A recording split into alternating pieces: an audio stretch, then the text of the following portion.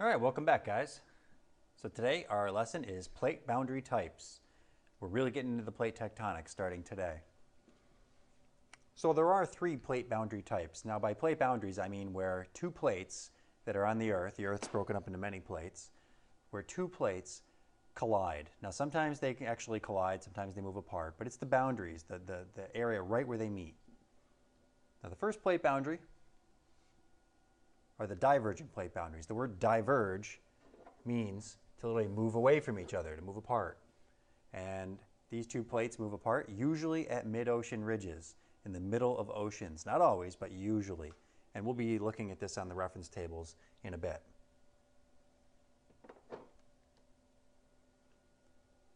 Now, divergent boundaries are typically places where new ocean crust is created.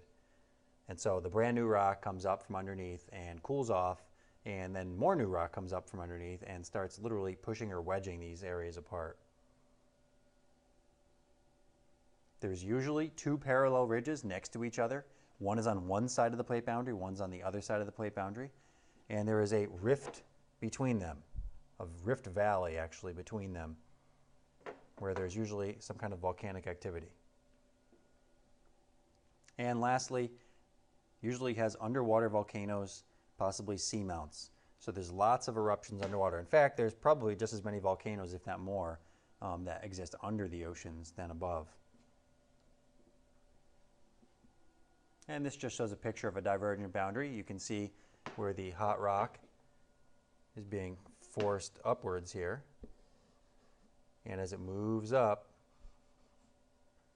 it's pushing the two plates apart. And you can see there are kind of a order of events here. The heat circulation is occurring in the upper mantle. It melts to form the base of the lithosphere, and that's this right here. This is where the rock is all kind of melted and wants to move upwards. It uplifts, fracturing the crust, which happens all the way up this path here. And the magma rises, and you get lava erupting. And the plates are forced apart. So all this occurs at divergent boundaries.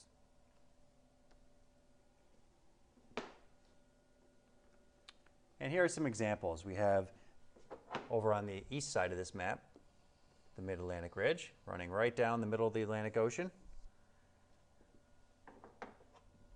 We have the East Pacific Ridge to the west of South America. You can see this is also a divergent boundary. And we have the Southeast Indian Ridge, which is over here. You get the idea. There are lots of these boundaries on the Earth. In fact, a lot of the map here is boundaries that are divergent plate boundaries. In the key down below, you'll see right there, divergent plate boundaries have this double line parallel to each other. That's the two ridges, and the Rift Valley is that space between. And then you'll often see these lines here connecting them. Kind of looks like stitches or something. That's a different kind of plate boundary. Those are transform faults, which we'll learn about when we get to faults in the earthquake section. Okay, the second type of plate boundary, the transform boundaries, like I just mentioned.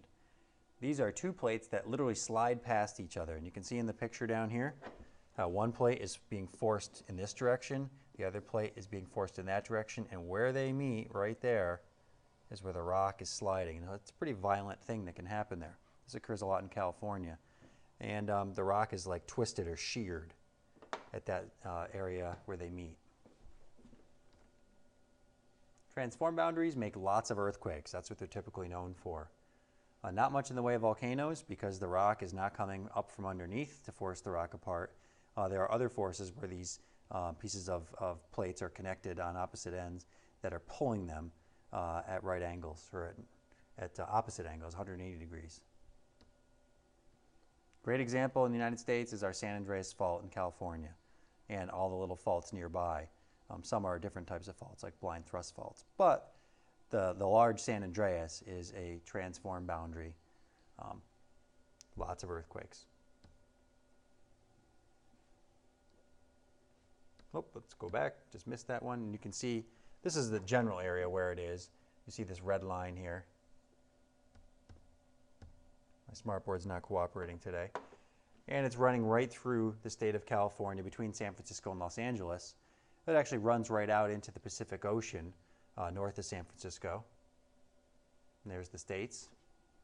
And it runs right down the Gulf of California, the Baja Peninsula, right down the middle of the water there. You can see those are the symbols for the transform nature of this, where one side goes one way, one side goes the other way. Another close-up on the upper left-hand side of the San Andreas Fault in California, in green there. And we can see an aerial view. This is one side. This is the side connected to North America.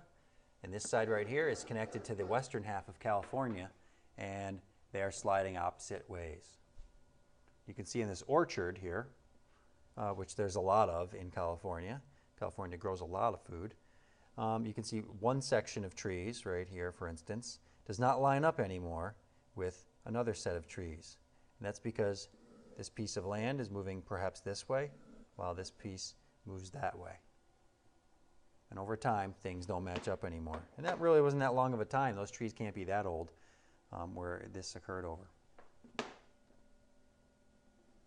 On your Earth Science Reference Tables, transform boundaries, they're located, or they're represented by just a single black line. Sometimes there'll be arrows actually showing the nature of the movement. The San Andreas Fault, you'll see right here. There's some other places around the world. The Scotia Plate has a lot. And then, of course, along all these divergent boundaries, you'll see tiny little transform boundaries, like I mentioned before, like stitches. Okay, the last plate boundary, convergent boundary. Converge means literally to move together. So in this case, the plates are colliding head-on. Now, with convergent boundaries, we have some different scenarios here. Depends on what kind of crust is actually converging or colliding.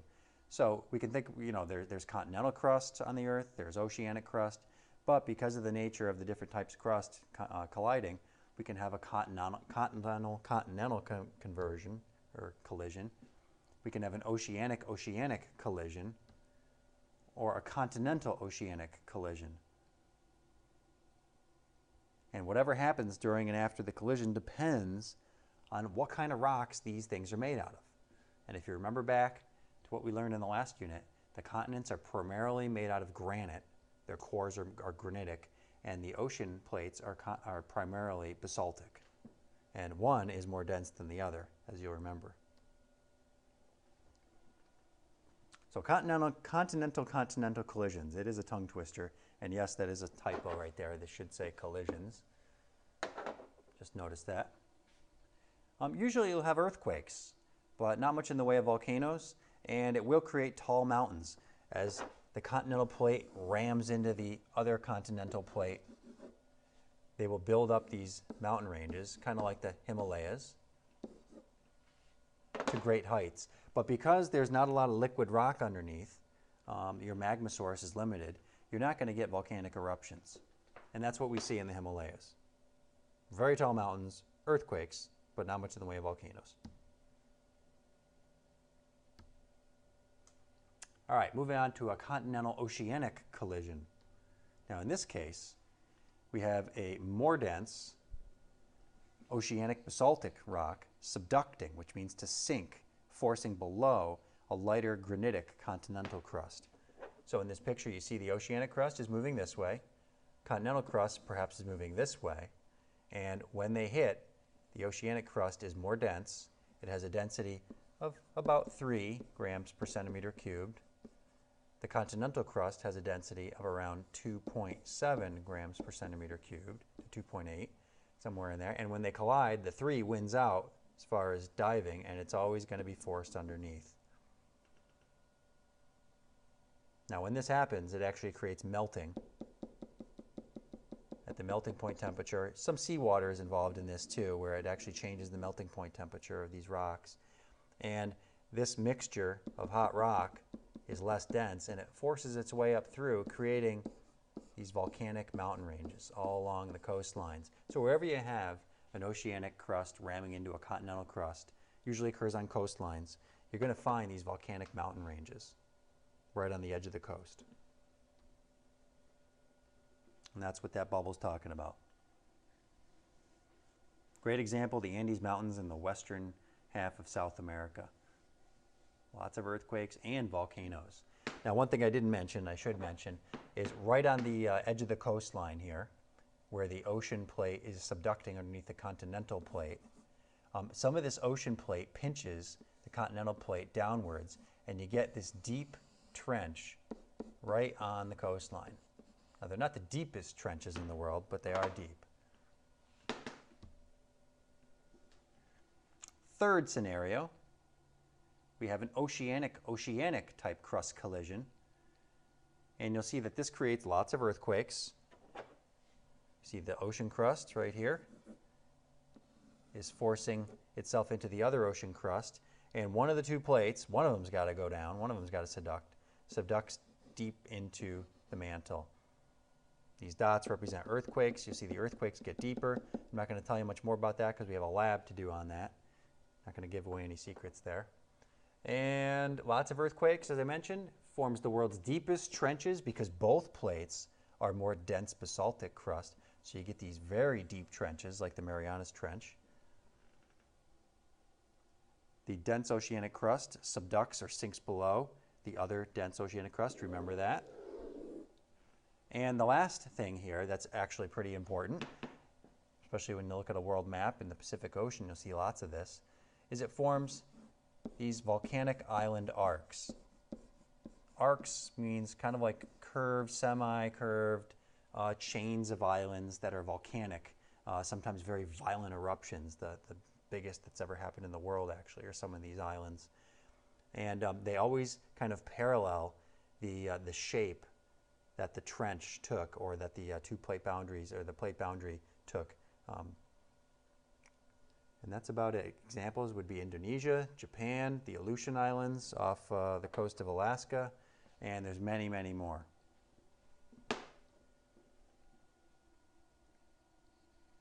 This is a kind of a nice picture to look at. Now, this is going back to the oceanic continental boundary. At points in history where maybe the ocean plate collides with a continent, but not necessarily right at the edge of the continent, it'll start scraping its sediment that's on the bottom of the seafloor. Imagine all that rock and sand and things. And that is called an accretionary wedge. I thought it was just kind of a neat picture, so I'll show it to you. And as it scrapes it on like that, it builds up the edge of the continent and makes it bigger. California has lots of this, these suspect terrains where the actual geology of the western part of California is very complex because it's kind of been smeared on as the plates rub into each other.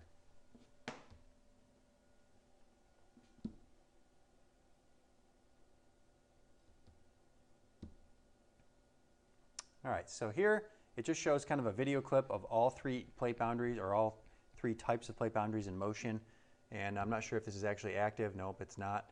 So I'm going to stop here. I can activate this outside this video, and I'll show you how things look. All right, so hopefully you'll learn something about the three plate boundary types, and now we're going to practice.